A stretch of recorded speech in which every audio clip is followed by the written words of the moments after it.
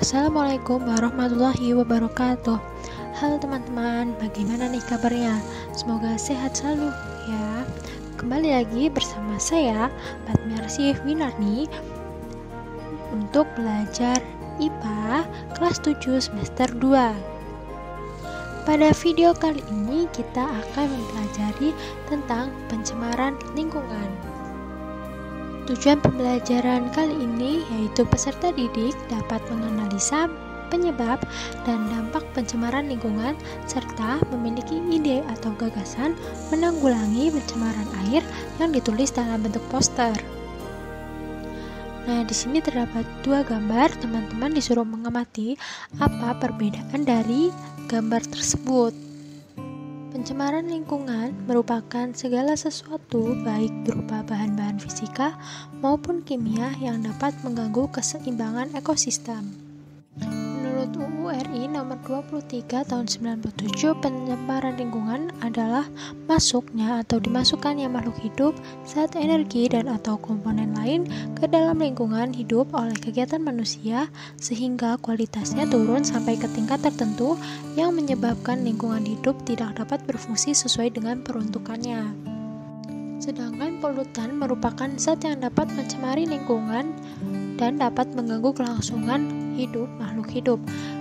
Ciri-ciri polutan yaitu kadarnya melebihi batas kadar normal, berada pada waktu yang tidak tepat, dan berada pada tempat yang tidak semestinya.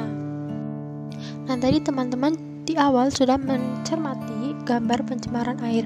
Apa sih pencemaran air itu? Pencemaran air merupakan masuknya makhluk hidup, zat, energi, atau komponen ke dalam air. Air dapat dikatakan tercemar apabila sudah berubah warna, bau, maupun rasanya. Akibatnya, kualitas air akan terus menurun sampai ke tingkat tertentu yang menyebabkan air tidak berfungsi lagi sesuai dengan peruntukannya.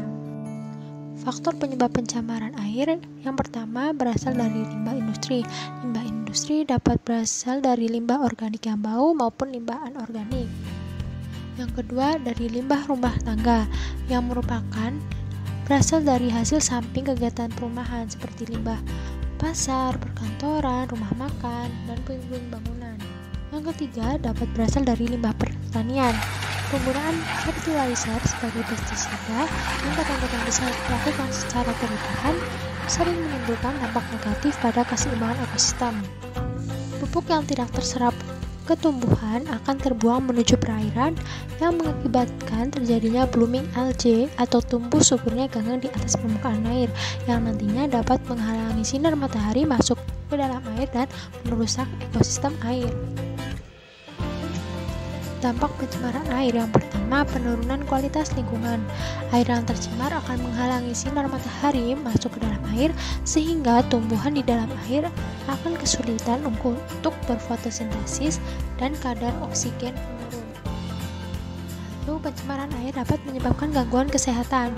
Air limbah yang tidak dikelola dengan baik akan menimbulkan berbagai penyakit seperti kolera, diare, hepatitis, dan disentri.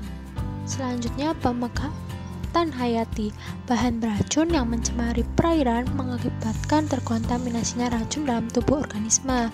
Organisme di dalam perairan memiliki rantai makanan yang nantinya akan dimakan oleh ikan, dan ikan itu akan ditangkap oleh manusia dan dimakan oleh manusia sehingga dapat mengganggu kesehatan manusia juga. Lalu dapat mengganggu pemandangan dan mempercepat proses kerusakan benda.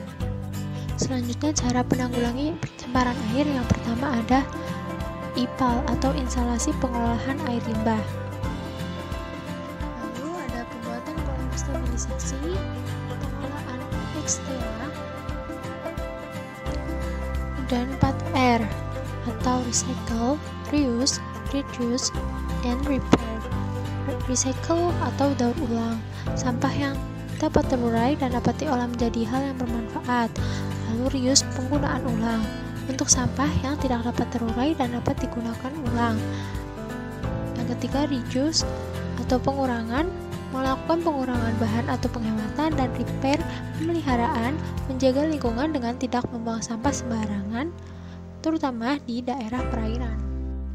Nah, sekian materi yang kita bahas pada video kali ini. Lalu ini ada rangkuman kelas dari materi yang sudah kita bahas tentang pencemaran, ada polutan, lalu kita membahas tentang faktor penyebab pencemaran air, dampaknya, dan yang terakhir cara penanggulangan dari pencemaran air. Nah, lalu ada tantangan nih. Pencemaran air sudah sangat memprihatinkan sehingga membutuhkan peran serta semua pihak untuk mengatasi dan mengurangi pencemaran tersebut. Coba dari teman-teman memikirkan bagaimana cara teman-teman membantu mengatasi dan mengurangi pencemaran air tersebut.